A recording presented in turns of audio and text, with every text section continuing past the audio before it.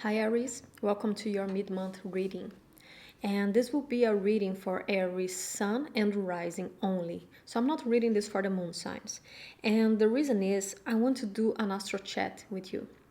I want to talk a bit about the astrology. I have my laptop here and I'm looking at the chart at the moment just to see what is going on and how it is affecting each of the zodiacs. So we'll talk about it, about the main transits going on, and then we'll pull just a few cards just to have some advices or some general idea of the mid-month of January 2021. Because Aries, right now, the main thing that we have going on is Mars, which just came into the sign of Taurus. And at the moment that I'm recording this video, it's in a perfect square with Mercury, which just came into the sign of Aquarius. And Mercury is conjuncting Saturn in there as well. And I like it. I actually like Mercury conjuncting Saturn in there. But this problem with Mars in Taurus, we see what's going on the TV right now, right? Everybody is feeling quite... let's say that the energies are a bit aggressive right now. Because Mars is currently squaring all three planets. So Mars is squaring Mercury, Saturn, and Jupiter at the moment.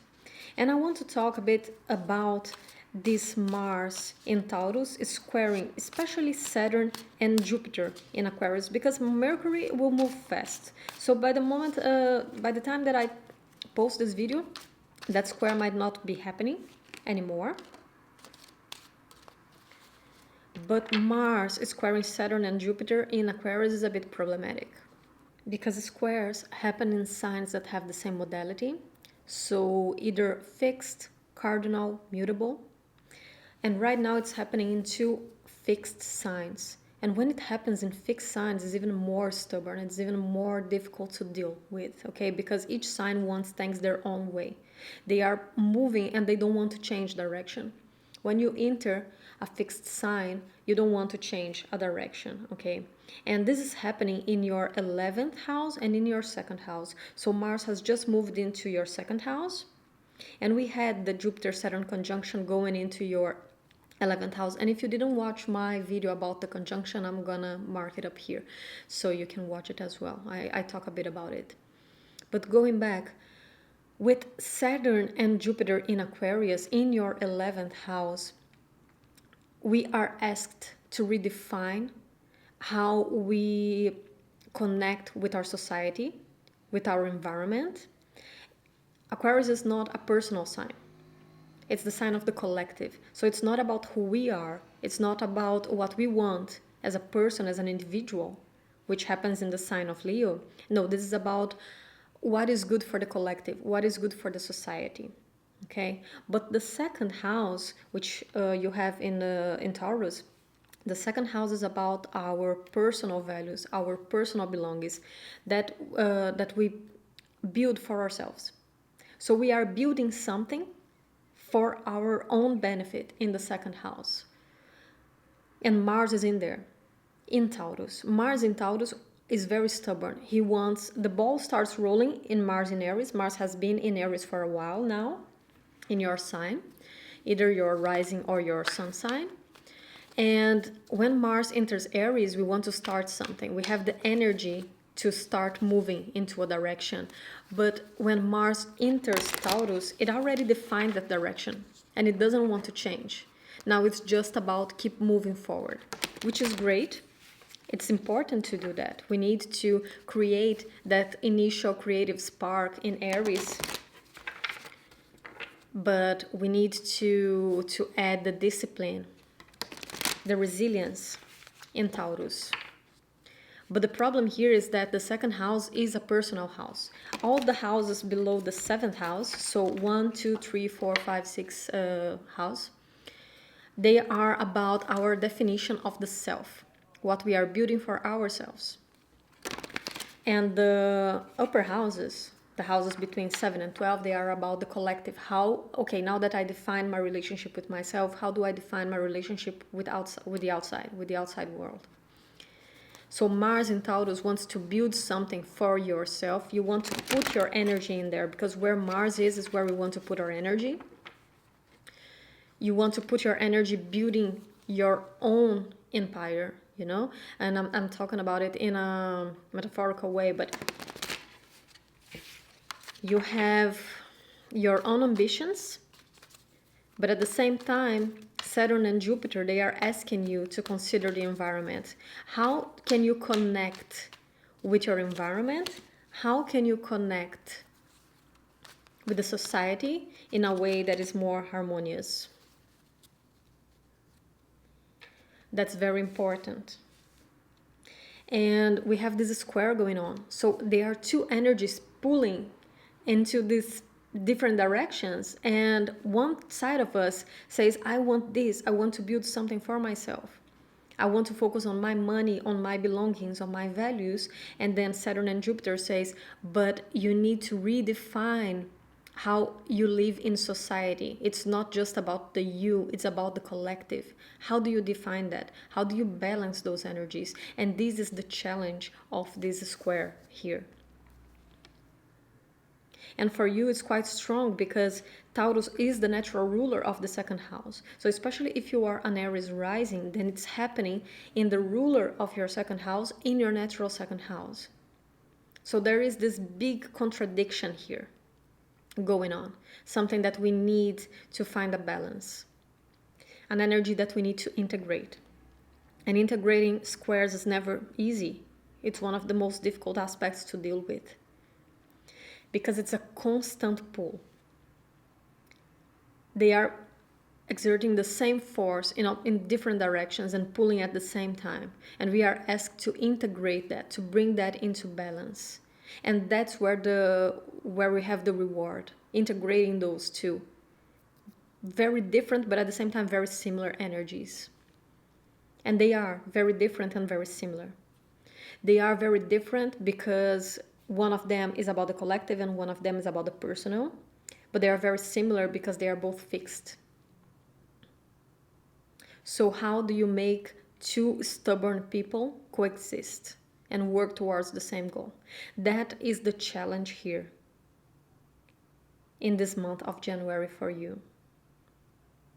To bring that into balance, to consider both.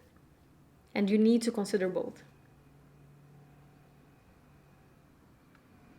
So let's take a look at your cards here.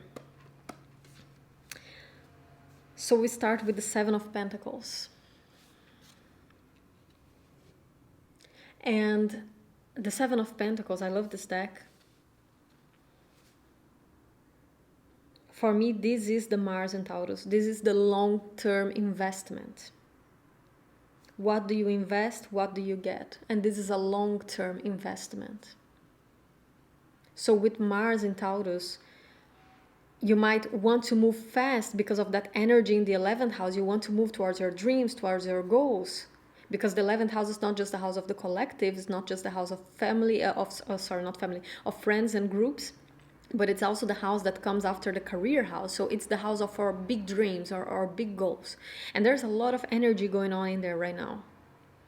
So there is this wish to move fast, to make things happen.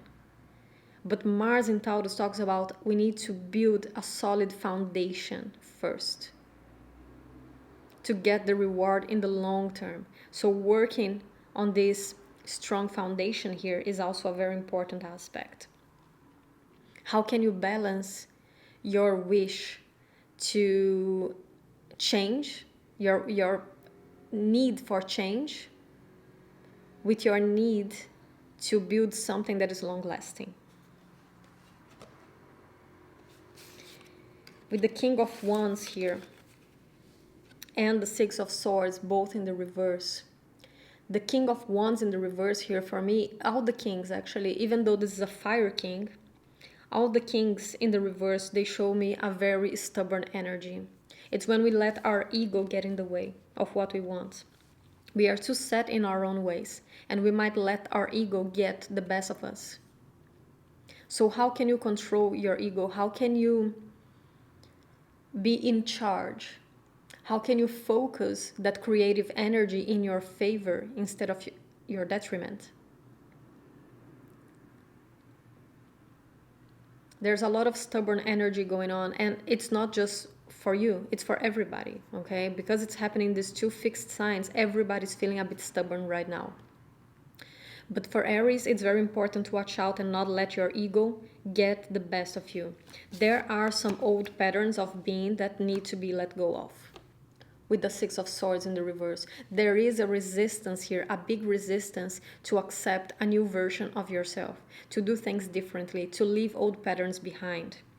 Stubborn patterns, egoic patterns behind.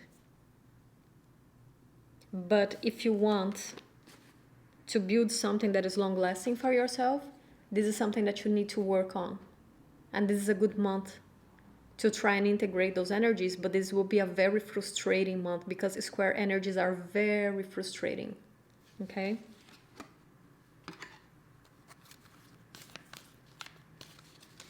So let's get a few oracle cards for you just to close this reading. I said that this would be a very quick reading, just a quick energy check.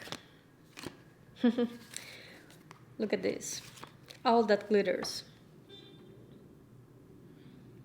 Do you want something that glitters, you know? Or do you want something that is real and long lasting here? So watch where you are placing your energy.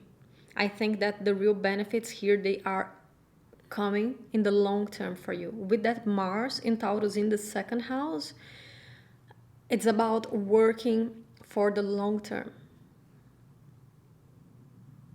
So be careful not to trade something that is shiny, right? Like not trading, sorry, let me say it again. Be careful not to trade something that is stable, that has a good foundation in the long term for something that is shiny right now.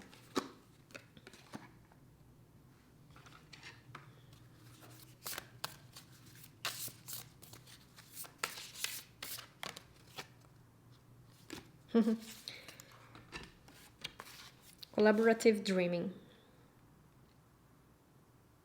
And this for me is so 11th house with that second part of the square that I said in there, because this is about collaborating. So it's about dreaming your own dream, but how can you associate it with society as well? How can you integrate, right, your own wishes with the wishes of society, with something that is good for society, but also something that you can build with society itself. You can build something by yourself in the second house, or you can collaborate and join forces, building something with other people as well. You can dream together with other people, and this can still be your own dream. But how can it fit as a puzzle piece in what is being built for the society? How can you make your own personal dream fit in the societal's dream as if it was a puzzle piece?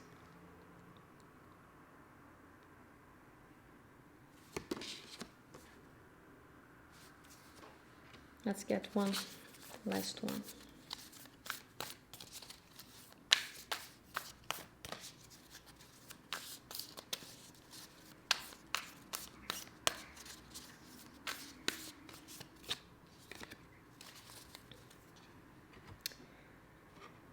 You really can't make these things up, right?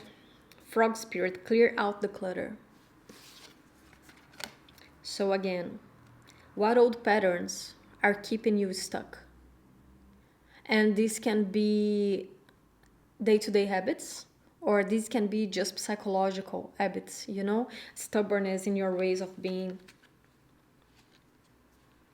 It's time to clear out that clutter. So different messages here, and some of them will connect more with some of you, other messages will connect more with others of you. But it's very important to let go of some of these patterns. It's very important to let go of a bit of that stubbornness with the King of Wands here. Because you need that to build something that is long-term, okay? Mars and Taurus here. So that's it, Aries. I hope you have a wonderful rest of the month, and I'll see you in February. Take care. Bye-bye.